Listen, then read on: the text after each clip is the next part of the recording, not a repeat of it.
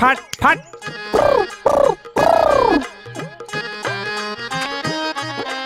ओम नमः शिवाय नमः शिवाय नमः शिवाय नमः शिवाय ओम नमः शिवाय नमः शिवाय ओम नमः शिवाय। ऐसा फोटो क्या स्थापना?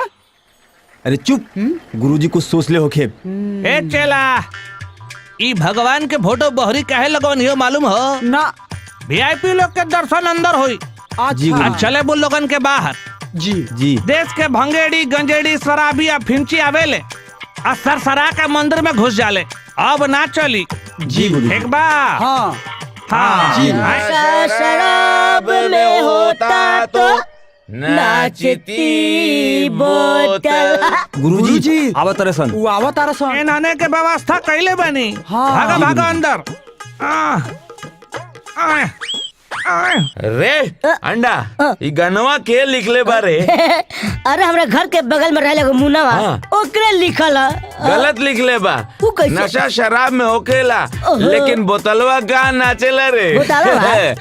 हर हर जय महादेव। गुरुदेव भोले बाबा। प्रणाम। जय भोलेनाथ। हर हर महादेव। जय भोलेनाथ। हर हर महादेव। हर हर जय हो महादेव। भोले बाबा। बाबा एगो बात बताई, दरुआ पियला के बाद जब राउर दर्शन करे नी ना वाह। तो हमार नशा डबल हो जाला। बस लीवर और किडनी के ख्याल रखिए। हाँ दारू बंदी के वजह से हाँ। यूरिया के पानी मारे के पड़ता। हाँ शंकर जी किडनी पर जरूर ख्याल रखिए शंकर हाँ जी। बाबा ख्याल रखिया जय ख्याल भोले रखिया। बाबा। हर हर हर हर महादेव। महादेव। जय भोले भोलेनाथ। बाबा। हो गई दर्शन। चल रे, मन शांत हो जाला है जाके। हाँ शिव शिव शिव शिव शिव। देखला हो जी एनहनी के वजह से व्यवस्था बहरे कैले रहनी हो। हाँ गुरुजी। ई सब मंदिर में जे घुस जाइत नु जी गुरु। तब मंदिर तो भरभस्ट हो जाइत। जी। देखा गिलास भर के लंबाई बा पिए तरे यूरिया। आय हाय। अरे हाँ? एगो बात तो बाबा से बोलल भुलाइए गई नी रे। हाँ? चल दोबारा चल। गुरुजी ए, उ लोग आ रहल आ बारह रहल बा। सन। जी एक काम गुरुजी। कर, हट से शंकर जी के हटा के गणेश जी के रख। जी गुरुजी। देखा तनी के असली पुजारी बा कि नकली। चल चल चल चल चल चल चल चल। ए बाबा जय एगो भोले बात बाबा। कहना भुला गइल रहनी, यही से फिर से आवे के पड़ गइल। बोले बाप ई महादेव जी कहाँ गइलन? अरे घूमे फिरे गए हुई है। अच्छा हाँ कोई बात ना। देखी गणेश जी, महादेव जी आएंगे ना तो कह दिया कि ढेला अंडा कम है। अरे गणेश जी अंग्रेजी ना जानत हुई है। अच्छा। बोलना कुछ अच्छा। हाँ गणेश जी, तो कह देव की ढेला आया था, उसको कोई जरूरी बात फिर से बोलना था। ठीक है, हमारा वाला मैसेज महादेव जी के दे देव। हाँ समाचार। हाँ 1 रुपया चढ़ावत तनी। हाँ हमरा लगा इतने बात। ठीक बा गणेश जी। जय हो। हाँ ठीक है, चल बाय। चल रहे अंडा। हाँ। महादेव जी कहाँ घुस गइले रे?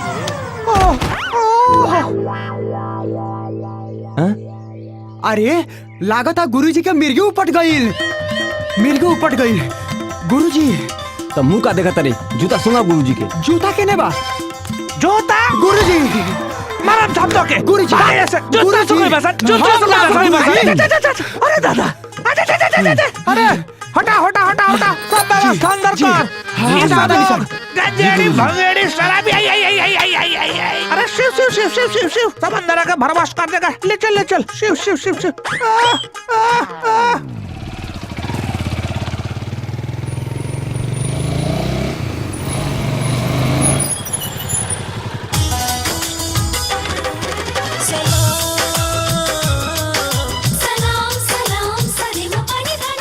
कौची देखता रे? पिटवाइबे का? लगता है पागल है पूरा। अरे जल्दी भाग, ना तो पिटा जल जाई। अरे बड़ा डेंजर लोग बा ई लोग। ये तो पीछे ही पड़ गया यार।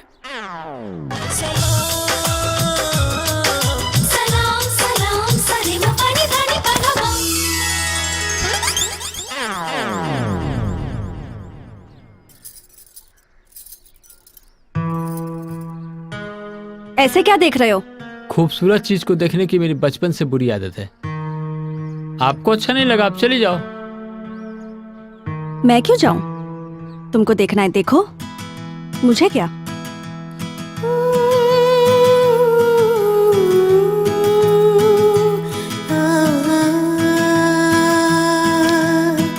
पहली नजर को सलाम सलाम।